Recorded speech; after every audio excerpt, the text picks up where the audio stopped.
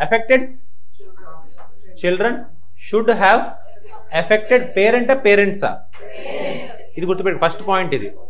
first ఏంటి autosomal dominant తెలుసుకోవాలంటే ఎలాగా ఫస్ట్ ఏంటంట affected children should have affected parent దీనికి డయాగ్రామ్ ఏం చెప్పొచ్చు మీరు for example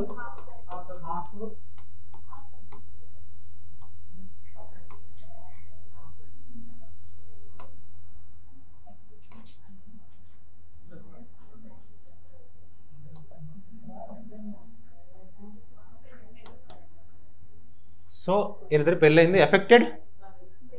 parent should have affected children so ఇప్పుడు ఏంటి నెక్స్ట్ చూడండి two affected parents can produce unaffected ఈ వర్డ్ గుర్తుపెట్టుకోండి ఏంటిది క్యాన్ రావచ్చు రాకపోవచ్చు ఇక్కడ ఏంది మెయిన్ థీమ్ ఏంటంటే ఆటోజోమల్ డామినెంట్ కదా ఇది ఉండొచ్చుగా ఛాన్సెస్ చెప్తున్నా ఛాన్స్ ఫ్యాక్టర్ డామినెంట్ రెండు డామినెంట్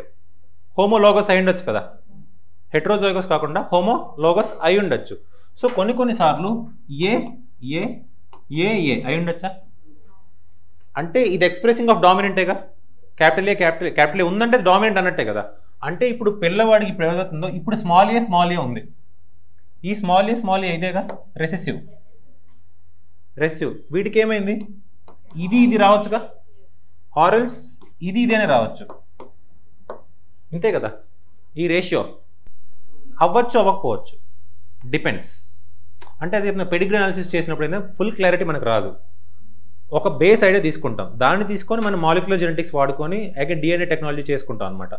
అది చేసినప్పుడు క్లారిటీ మనకు వస్తుంది అందుకే ఏంటంటే ఇట్ ఈస్ నాట్ 100% ప్రూఫ్ ఇలా వస్తుందని గ్యారంటీగా ఇలా వచ్చే ఛాన్సెస్ ఉన్నాయి నేచర్లో మళ్ళీ ఏమైనా జరగచ్చుగా కొంతమంది జరుగుతున్నాయిగా